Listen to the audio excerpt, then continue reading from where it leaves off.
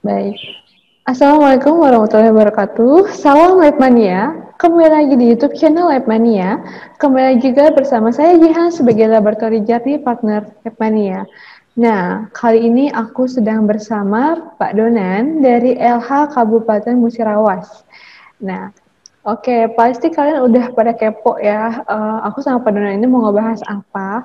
Eh, aku sama Pak Donan ini mau ngebahas tentang laboratorium di Musirawas dan tentunya akan aku kaitkan juga dengan training dan sertifikasi begitu.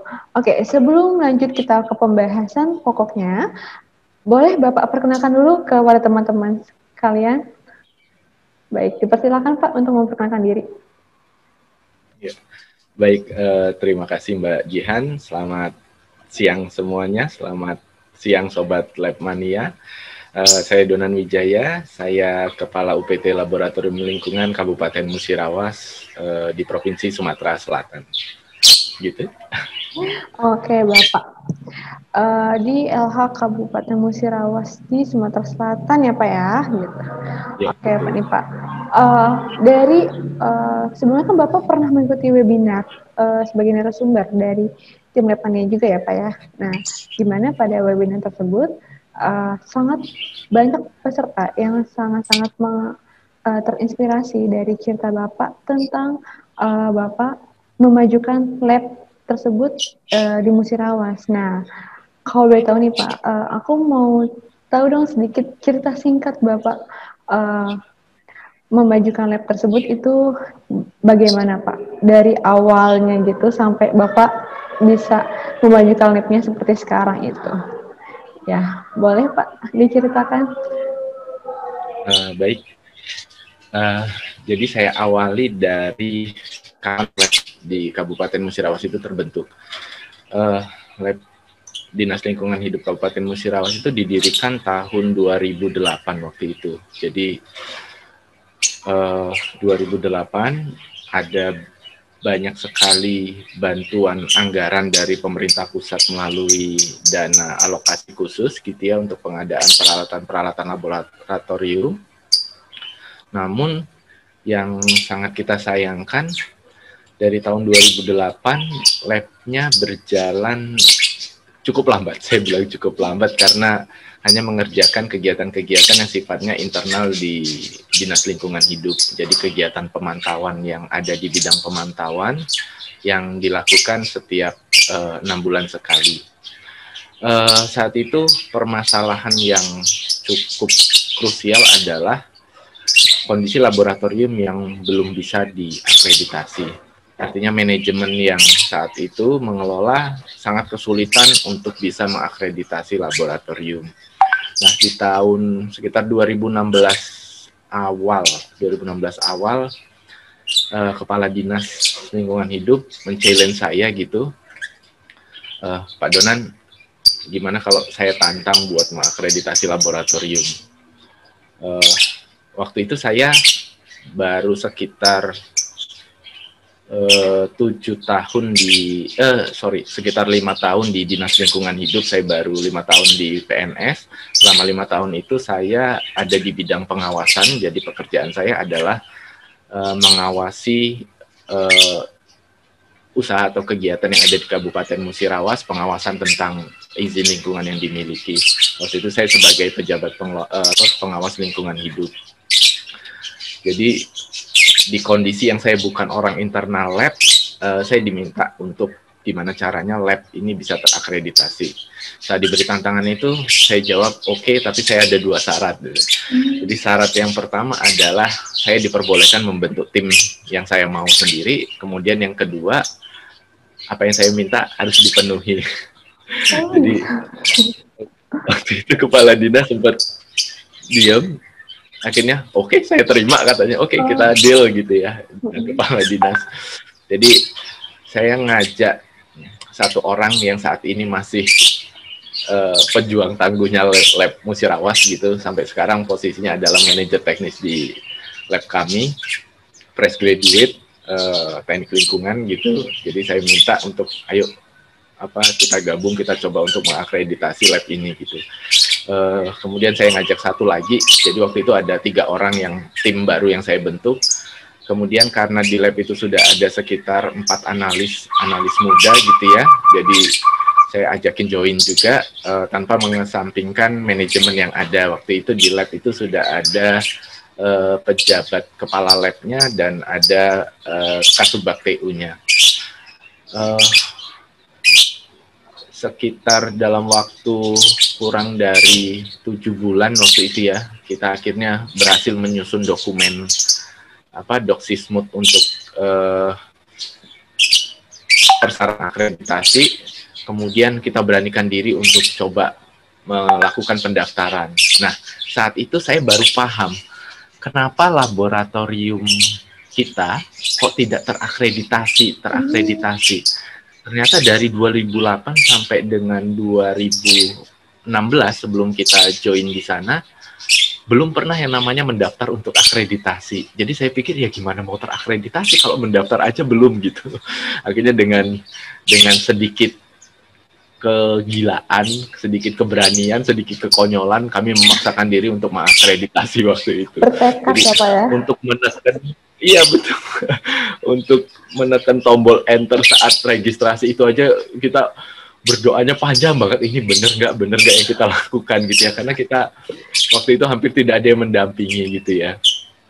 Sempat ada semacam kita di training dari laboratorium provinsi gitu, tetapi tidak sampai final, sampai kita mengajukan akreditasi. Jadi tahun 2016 pertengahan kita mendaftar akreditasi, sekitar bulan Agustus gitu ya. Kemudian 2017 Oktober itu kita mendapatkan sertifikat akreditasi untuk yang pertama kali. Saya pikir ini goals, bahwa lab terakreditasi, akreditasi adalah goals dari sebuah laboratorium. Ternyata enggak. Akreditasi adalah awal dari perjuangan-perjuangan yang lebih berat selanjutnya gitu dari sebuah laboratorium. Banyak sekali yang harus kita penuhi setelah terakreditasi, mulai dari gimana kita terus harus mengembangkan kompetensi personil dan sebagainya. Jadi waktu itu kita mengajukan sebenarnya ada lebih dari 30 parameter untuk diakreditasi. Tapi yang di-approve hanya 12 parameter untuk parameter air gitu ya, karena memang karena kita di daerah banyak sekali keterbatasan untuk kita bisa mendapatkan pengetahuan tentang laboratorium, tentang training, tentang pengujian dan sebagainya. Jadi akhirnya kita hanya mampu untuk mengajukan 12 parameter. Tapi kami tidak berdiam diri. Di tahun pertama saat surveillance, karena proses akreditasi dulu masih 4 tahun ya, jadi tahun selanjutnya adalah surveillance, kami langsung mengajukan lagi gitu. Saya sih menargetkan sebenarnya bahwa saya coba mengkepoin lab-lab lain gitu yang kita anggap sebagai kompetitor di sekitar kita gitu, mereka punya berapa parameter akreditasi. Akhirnya saya targetin, ayo kita harus punya di atas 80 parameter gitu. Tetapi yang namanya laboratorium pemerintah banyak sekali kendala soal keuangan, soal dukungan finansial gitu ya. Akhirnya kita hanya mampu mengakreditasi di 41 atau 42 parameter termasuk lingkup udara, air limbah dan sebagainya. Jadi posisinya gitu untuk pertama kalinya perkembangan lab kita gitu ya. Kemudian di 2019 kita coba mengajukan semacam rekognisi dari CAN gitu, persetujuan dari CAN untuk mendapatkan rekognisi internasional dari ILAC MRA, dan alhamdulillah kami di-approve gitu, jadi kami bisa menggunakan logo ILAC MRA untuk hasil uji, branding kami gitu, bahwa hasil pengujian kita bisa diterima di lebih dari 108 negara. Ya, seperti itu Mbak Jihan. Oke, baik nih Pak. Itu butuh perjuangan sangat besar banget ya Pak ya, dari membangun lab yang belum diakreditasi, sampai bahkan sempat belum di-approve karena parameternya belum mencukupi ya Pak ya, terus kemudian sampai memenuhi parameter sambil ya kita lirik kanan kiri buat lihat lab-lab yang udah akreditasi ya Pak ya. Oke, baik nih Pak. Untuk kali ini Pak, aku mau dan kita Bapak kan membentuk akreditasi ini kan dengan tim Bapak ya. Kalau boleh tahu nih Pak, timnya ada berapa sih Pak untuk membentuk sebuah tim hingga sampai akreditasi ini? Jadi waktu pertama kali mengakreditasi sampai beberapa tahun berproses setelah terakreditasi, tim kami itu waktu itu saya belum definitif di lab, jadi saya masih waktu itu setelah jadi pengawas saya malah dilantik bukan kepala laboratorium tetapi jadi kepala seksi inventarisasi dan KLHS gitu. Waktu itu tim kami ada manajer teknis satu yang saya minta jadi manajer teknis, kemudian yang sudah definitif di sana ada kepala laboratoriumnya, kemudian ada kepala TU, dan ada 4 orang analis. Itu yang waktu itu kita harus rangkap-rangkap jabatan. Jadi yang saya waktu itu memposisikan diri sebagai manajer mutu. Pertama kali itu saya sebagai manajer mutu. Jadi waktu itu total ada 4 analis, 2 manajer mutu, 1 manajer teknis, 1 manajer mutu, ada sekitar 8 orang Mbak yang kita tim kita saat untuk mengakreditasi. Tetapi di tahun selanjutnya kita harus memperbaiki diri dan alhamdulillah di 2018 bulan Juni itu saya definitif diminta untuk sebagai kepala lab. Nah saat itu saya mulai punya keleluasaan untuk mengadjust lagi tim-tim yang ada di laboratorium. Jadi saya cari benar manajer teknis yang sudah ada, kemudian manajer mutu yang benar-benar kita fokuskan sebagai manajer mutu, kemudian manajer administrasi dan keuangan, dan analis, kemudian penyelia gitu. Kalau sekarang sih sudah lumayan, kami ada 25 orang di dalam lab itu, Mbak. Udah semakin banyak juga ya Pak ya. Nih Pak, kayaknya aku tertarik deh. Aku mau nanya sama Bapak nih. Kan pada saat Bapak di challenge untuk mengakreditasi lab, ada sebuah permintaan Bapak di situ kan ya, kayak negosiasi lah kepada atasan Bapak. Nah, kalau boleh tahu nih Pak, apa sih permintaan Bapak ke kepala itu Pak? Aku ingin tahu itu. Kalau boleh tahu apa tuh Pak permintaannya? Permintaannya ada 2 itu Mbak. Yang pertama saya minta saya boleh membentuk tim sendiri. Saya nggak mau kebiasaannya itu kan cenderungnya timnya banyak gitu ya, orangnya banyak, lalu malah bingung ini harus mengerjakan apa, ini harus mengerjakan apa, kita kebingungan. Saya pengen bentuk tim sendiri, saya pilih yang muda-muda, fresh graduate gitu, karena saya pikir yang muda-muda masih sangat bisa saya ajak lari kenceng gitu loh. Jadi itu yang pertama, dan diperbolehkan, diizinkan saya menarik orang-orang, silahkan pilih orang-orang yang ada di Dinas Lingkungan Hidup, siapa yang mau kamu ajakin sebagai tim kamu gitu. Akhirnya itu tadi yang saya ajakin 2 orang, sisanya teman-teman analis yang sudah ada di lab. Kemudian permintaan kedua adalah apa yang saya minta harus dikabulkan gitu, karena saya berpikir bahwa untuk bisa mengakreditasi kita butuh anggaran. Nah, waktu itu kita juga ada kebutuhan bahan untuk bisa mengakreditasi. Nah, saat itu saya nggak pengen tahu gimana caranya bisa dapat bahan. Saya cuma bilang sama kepala dinas, Pak, saya butuh bahan ini, saya butuh anggaran ini untuk bisa mendaftar akreditasi, bla bla bla bla bla gitu. Jadi saya nggak mau pusing carinya dari mana gitu. Oke, dipenuhi sama kepala dinas. Yang penting buat kejar akreditasinya gitu ya Pak ya. Betul Mbak. Oke nih, itu dalam satu tim itu isinya fresh graduate semua atau emang ada yang senior ya tuh Pak? Dalam satu tim itu fresh graduate semua Mbak. Jadi waktu itu teman-temannya, karena di daerah kami sangat kesulitan mencari analis kimia.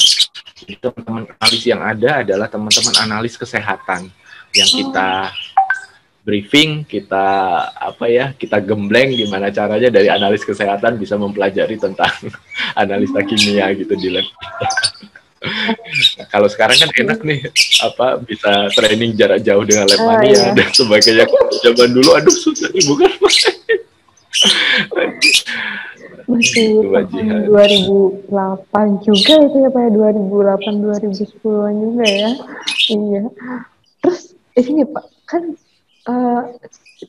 fresh graduate di tim Bapak kan banyak yang analis kesehatan. Nah, cara mereka mempelajari untuk ke analis kimia itu tuh gimana tuh Pak? Kan kesehatan sama kimia kan cukup berbeda jauh gitu ya Pak ya? Nah, itu bagaimana? Kalau gimana?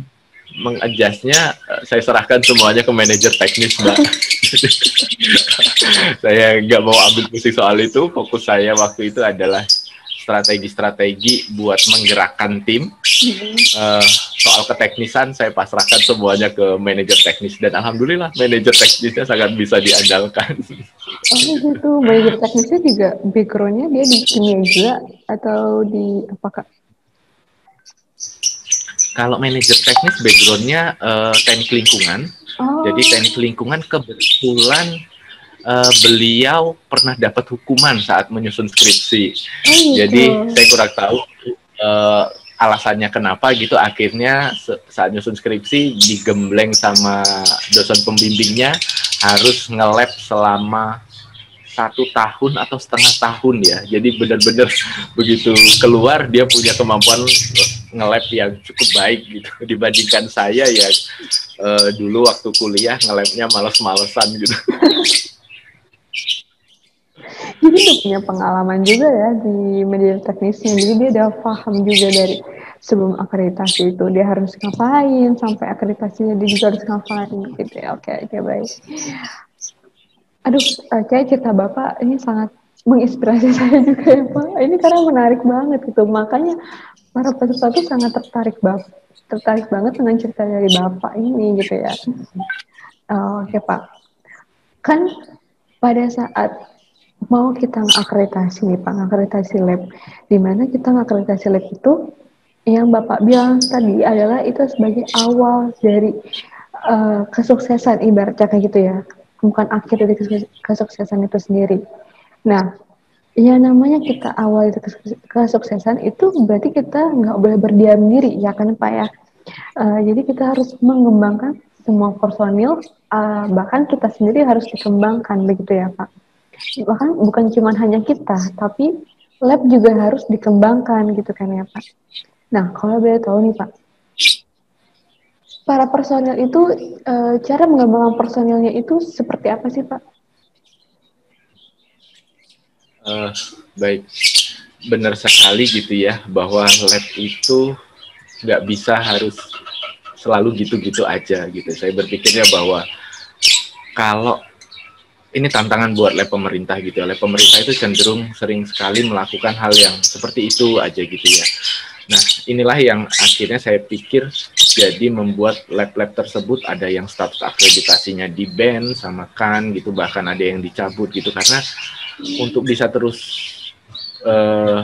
menghidupkan lab, saya pikir kita tetap harus bergerak gitu ya, harus cari improvisasi, berinovasi gitu, apa-apa yang harus dilakukan. Nah, salah satunya adalah memang dengan mengembangkan kompetensi ya, mengembangkan kompetensi, kemampuan personil lab gitu, baik yang level teknis maupun di level manajerial. Dulu, awal-awal dulu itu untuk mengembangkan itu cukup dengan level training ya, saya pikir. Jadi persyaratan dari kan juga stop sampai di bahwa untuk menunjukkan bahwa kita kompeten adalah ditunjukkan dengan sertifikat pernah mengikuti atau memiliki sertifikat terhadap training tertentu gitu. Jadi sampai tahun kemarin bahkan tahun ini kalau tidak ada pandemi ini sebenarnya kita masih tetap melangsungkan beberapa training gitu ya untuk teman-teman personil kita yang teknis maupun yang non teknis gitu. Jadi kita ikutkan training-training yang kira-kira memang sesuai dengan kebutuhan pasar, sesuai dengan regulasi gitu Mbak. Jadi kayak tentang udara, tentang isokinetik, proper, teman-teman di perusahaan yang mengikuti proper sudah wajib isokinetik. Sementara ketika lab kita tidak bisa menyediakan jasa tentang pengujian dengan cara isokinetik, kita tidak akan bisa menjadi pilihan dari teman-teman proper. Lalu gimana caranya kita bisa isokinetik dan sebagainya? Ya tentunya kita dengan tetap ikut training. Dan hasil dari temuan-temuan asesor dari kan gitu banyak sekali memang kelemahan-kelemahannya yang sifatnya teknis. Dan itu semua saya pikir bisa ditutupi dengan cara kita mengikuti training-training. Tetapi saya pikir waktu itu training itu sudah, ketika training itu sudah cukup. mulai 2016 2018 ternyata Kementerian Lingkungan Hidup mengeluarkan beberapa aturan yang sifatnya bahwa bahasa sederhananya saya sih training aja nggak cukup gitu. Untuk bisa menunjukkan kompetensi personil itu tidak cukup dengan menunjukkan saya sudah ikut training ini loh dengan sertifikat ini. Ternyata nggak cukup sampai situ. Ternyata sekarang itu harus dibuktikan dengan sertifikat kompetensi gitu ya. Salah satu yang paling cocok dengan lab adalah sertifikasi kompetensi petugas pengambil contoh. Kementerian Lingkungan Hidup sudah menerbitkan peraturan Permen LHK nomor 3 tahun 2018 yang di pasal terakhir, pasal 10 kalau tidak salah itu berbunyi bahwa sampel yang diambil untuk kasus-kasus penegakan hukum maupun pengawasan itu tidak akan bisa digunakan ketika pengambil sampelnya belum tersertifikasi kompetensi. Jadi kita berpikir bahwa, waduh, kalau kita lab tidak bisa mengikuti sertifikasi kompetensi, tidak bisa mengikuti ketentuan-ketentuan yang sudah diatur dalam peraturan tersebut, saya pikir ini bisa kacau sekali. Nggak ada, lab itu nggak laku. Ketika lab nggak laku, ya gimana kita mau terus beroperasional gitu loh. Jadi ke depan kami sudah mulai menganggarkan, karena kebetulan kami sudah ditetapkan sebagai BLUD dari tahun kemarin, jadi kami bisa lebih fleksibel gitu ya untuk menganggarkan untuk training-training kompetensi. Nah, yang lebih menarik lagi gitu, saya baru tahu beberapa, kira-kira sekitar setengah tahun yang lalu, bahwa sekarang juga sudah ada yang namanya sertifikasi untuk kepala lab, kemudian manajer teknis, manajer mutu gitu. Memang di aturan yang dari Kementerian Lingkungan Hidup atau aturan kan itu belum strict berbunyi bahwa harus sudah memiliki sertifikasi kompetensi gitu ya. Tetapi saya pikir mungkin dalam waktu dekat tidak lama lagi bahwa Indonesia itu apa-apa sekarang harus dibuktikan dengan sertifikat kompetensi. Nah, saya pikir nanti tahun depan, bahkan mulai tahun ini sebenarnya kalau nggak ada COVID, kita itu sudah akan mensertifikasi kepala saya sendiri, kemudian beberapa petugas kami, baik yang di analis maupun yang di tim sampling gitu ya, untuk pengambilan contoh. Cuman karena adanya COVID, akhirnya tertunda dulu nih. Tapi paling tidak kami sudah merencanakan untuk ke arah sana gitu, Mbak Jihan. Oke nih Pak. Duh, aku sangat tertarik nih. Kayaknya aku emang sangat senang banget ya dengar cerita dari Bapak. Sangat-sangat terinspirasi sekali ya. Oke, baik. Aku mau nanya nih Pak. Kan mengembangkan personil itu kan selain harus dengan training, juga harus dengan sertifikasi. Ibaratnya kita harus ada bukti bahwa kita juga itu kompeten di bidangnya gitu kan ya Pak ya. Kalau boleh tahu nih Pak, di personil di laboratorium Bapak itu, apakah semua personil Bapak sudah disertifikasi atau belum tuh Pak? Atau masih ada beberapa yang belum disertifikasi gitu?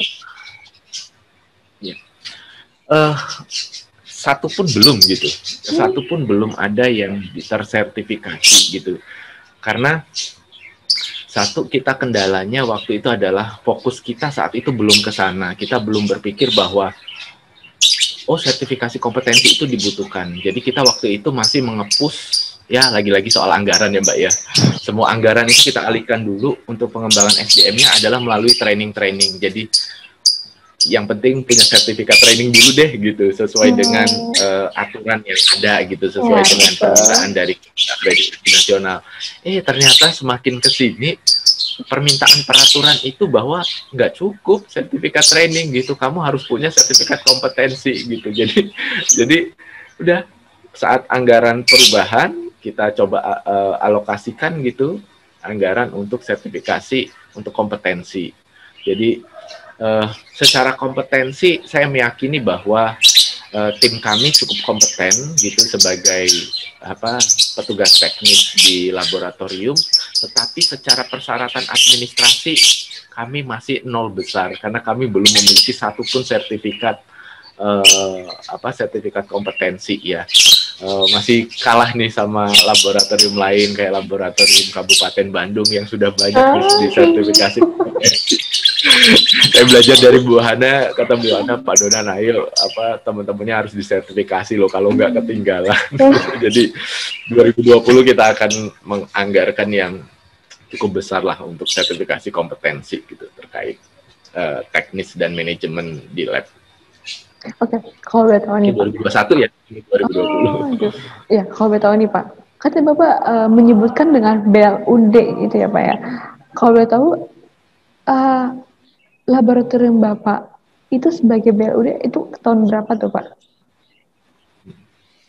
Kita sebagai BLUD ditetapin tahun 2019 bulan November. Bulan November. Tetapi karena akhir tahun itu anggaran sudah sampai ke provinsi, sudah dibahas di provinsi, jadi kami sudah tidak bisa lagi menyusun anggaran BLUD gitu.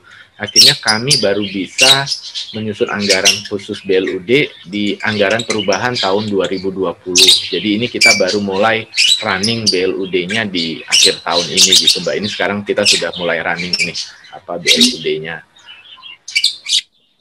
Jadi makanya ini kayaknya sepertinya nih ya teman-teman buat di sahabat Lab-Mania ini yang baru BLUD untuk laboratorium di Indonesia itu hanya baru beberapa saja, belum semuanya laboratorium pemerintah itu yang BLUD. Salah satunya itu ada Musirawas ya, terus ada Kabupaten Bandung ya.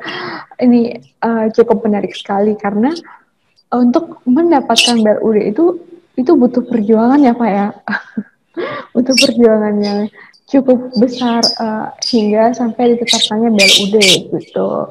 Nah, kalau boleh tahu nih Pak, kan tadi Bapak sebagai kepala UPT ya Pak, kalau boleh tahu Bapak sudah menjadi kepala UPT itu dari tahun berapa tuh Pak?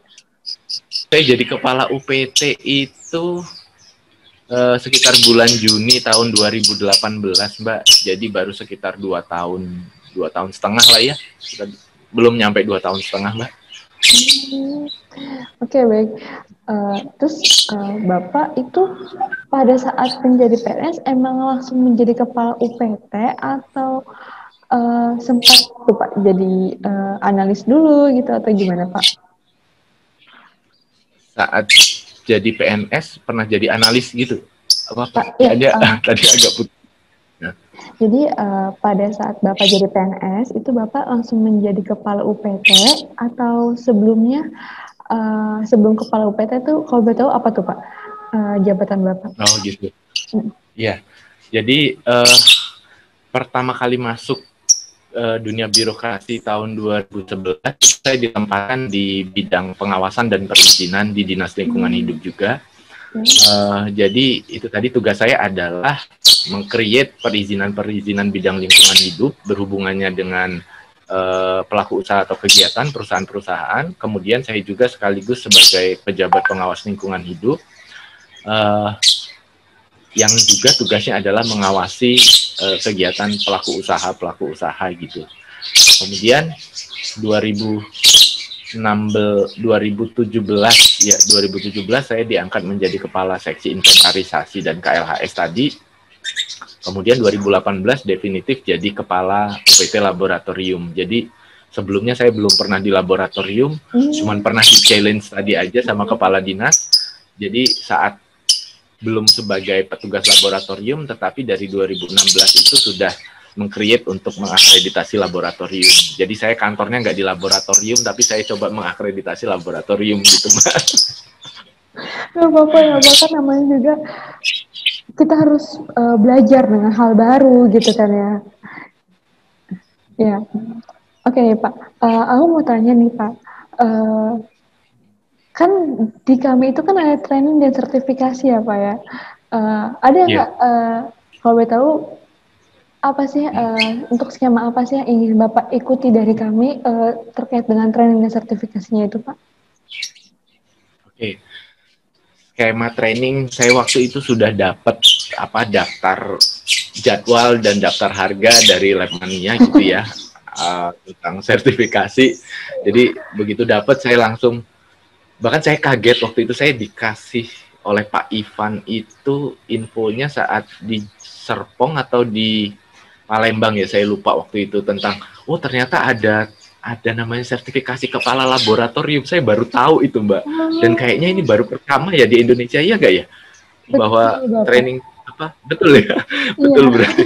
Sertifikasi untuk kepala laboratorium, kemudian manajer teknis, manajer mutu, kemudian petugas-petugas teknis, analis apa gitu, petugas pengambil sampel. Kalau petugas pengambil sampel saya sudah tahu, sudah cukup banyak lembaga yang menyediakan. Tetapi kalau yang lain-lainnya kayaknya Labmania jadi pelopor gitu. Nah, skema apa yang akan kami ikutin? Yang pertama itu tadi, Mbak, kami udah menyiapkan bahwa yang pertama ya jelas yang harus disertifikasi adalah kepalanya dulu gitu. Kalau kepalanya tidak kompeten, ya gimana mau membuat timnya itu kompeten gitu. Jadi skema yang pertama yang sudah kita arrange adalah mensertifikasi saya kepala lab, kemudian yang berhubungan erat dengan bagian marketing kami, artinya bahwa kami melihat bahwa tim sampling itu adalah marketing terbaik kami. Jadi skema yang kedua adalah yang akan kami ikutin sertifikasi untuk petugas pengambil contoh. Dan ini juga kenapa menjadi prioritas kami, karena peraturan Permen LH nomor 3 tahun 2018 itu sudah berlaku sejak tanggal 2 Februari 2020 kalau nggak salah. Jadi tidak tersertifikasi pengambilan sampelnya tidak sah gitu untuk kegiatan penegakan hukum dan sebagainya. Dan kemudian yang selanjutnya sertifikasi mungkin yang akan kita lakukan adalah ke analis-analis gitu ya, yang krusial kayak penggunaan AAS, kemudian juga mungkin ke manajer teknis dan manajer mutu juga, kemudian penyelia dan sebagainya, semua deh. Kayaknya saya tertarik untuk mensertifikasi semua, tetapi bertahap tentunya ya. Betul. Sertifikasi untuk mudah-mudahan dalam 2 tahun ke depan sudah 100% certified gitu tim kami. Biar jualannya enak. Oke nih Pak. Nah, untuk menjadikan laboratorium Bapak ini sebagai BLUD, itu pemasaran laboratorium Bapak keluar itu bagaimana sih Pak? Sampai jadi BLUD itu sebenarnya secara sederhana tidak dipilih, tetapi kita mengajukan. Nah, mengajukan BLUD itu bisa di-approve, bisa juga ditolak gitu. Karena memang ada banyak sekali persyaratan yang harus dipenuhi untuk bisa menjadi laboratorium yang bisa menerapkan pola pengelolaan keuangan BLUD gitu ya. Nanti mungkin kita bisa bicara banyak hal tentang BLUD di lain kesempatan gitu. Tetapi kami paham bahwa untuk bisa menjadi laboratorium yang menerapkan pola keuangan BLUD itu tidak mudah. Ada banyak sekali tantangannya. Tetapi kami berpikir bahwa laboratorium itu punya potensi bisnis yang luar biasa gitu ya. Yang masih banyak tidak dilihat oleh pimpinan-pimpinan kita yang ada di teman-teman itu. Jadi lab itu hanya bagian terkecil dari sebuah organisasi perangkat daerah. Jadi hampir semua permasalahan laboratorium di Indonesia adalah anggaran. Selalu itu hanya soal kita tidak didukung anggaran kita terbatas, bla bla bla bla bla dan sebagainya seperti itu. Nah, kami melihat bahwa laboratorium kalau tidak ada konsep bisnis di dalamnya, itu saya pikir tidak akan bisa jalan ke depannya. Pasti akan melaksanakan kegiatan-kegiatan yang sifatnya reguler, artinya pemantauan-pemantauan yang ada di dinas. Nah, bagaimana kita itu akan didukung oleh kepala daerah atau pimpinan kita kalau kita nggak ada sesuatu yang bisa kita jual? Akhirnya saya melihat bahwa kita harus membuat semacam bisnis plan dulu gitu ya, tentang berapa sih potensi yang bisa kita dapatkan dengan kita menghidupkan lab ini, dengan kita membutuhkan anggaran besar untuk mengakreditasi, tetapi setelah itu berapa target pendapatan yang bisa kita dapatkan. Dari situ muncul ketertarikan gitu ya. Tetapi setelah muncul ketertarikan itu, saya berpikir bahwa kita harus berkembang terus. Kalau pendapatan kita tidak meningkat, kita juga lama-lama akan kehilangan support dari pemerintah daerah, support dari pimpinan kita.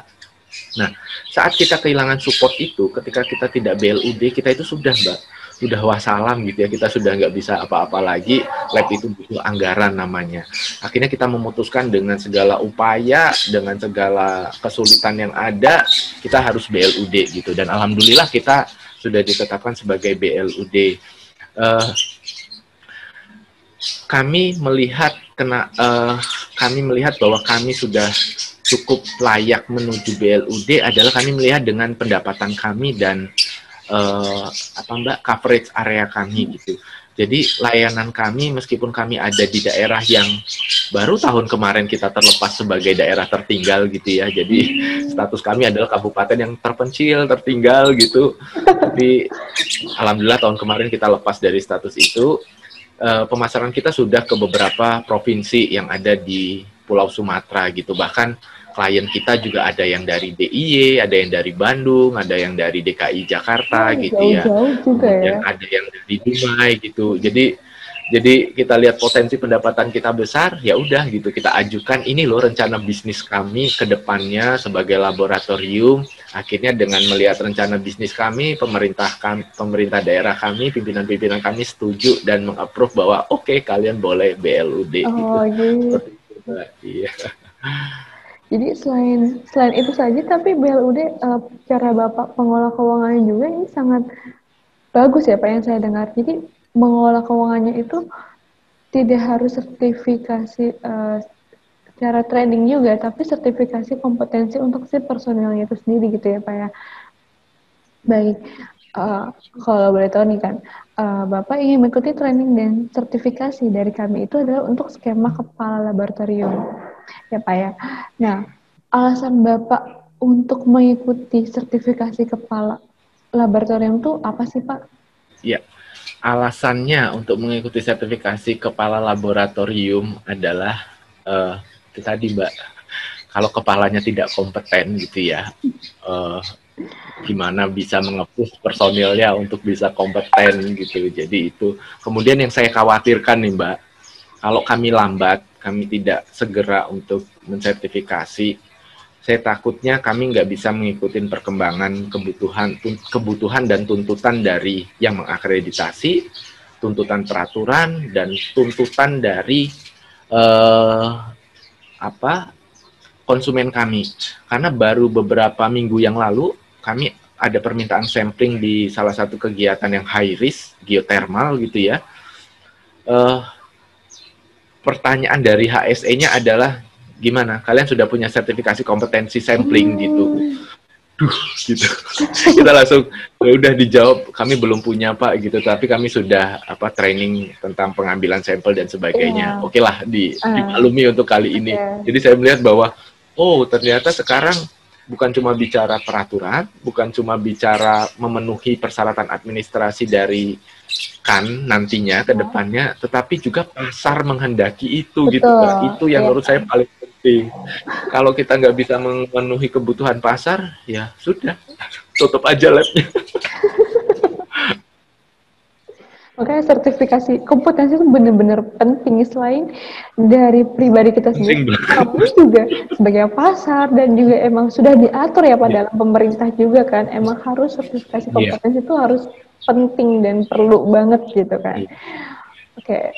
Semoga cerita Bapak ini bukan menginspirasi untuk sahabat-sahabat Lepmania, tapi juga untuk menginspirasi laboratorium-laboratorium pemerintah lainnya, apalagi apabila ada laboratorium yang ingin menetapkan sebagai BLUD dan juga untuk laboratorium yang lagi perjuangan proses sebelum akreditasi sampai akreditasi gitu kan ya Pak. Baik, semoga apa yang Bapak sampaikan ini sangat bermanfaat untuk teman-teman dan semoga di lain waktu kita bisa bahas lebih lanjut nih ya Pak untuk tentang laboratorium ditetapkannya menjadi BLUD gitu ya Pak. Oke, baik, mungkin segitu dulu aja sahabat Lepmania. Saksikan di video-video kami selanjutnya. Jika kalian sangat-sangat tertarik untuk membahas laboratorium ditetapkannya BLUD, bisa chat di kolom komentar. Oke, mungkin segitu dulu aja. Jangan lupa di like, comment, dan subscribe. Oke? Ya, salam Lab Mania. Dadah.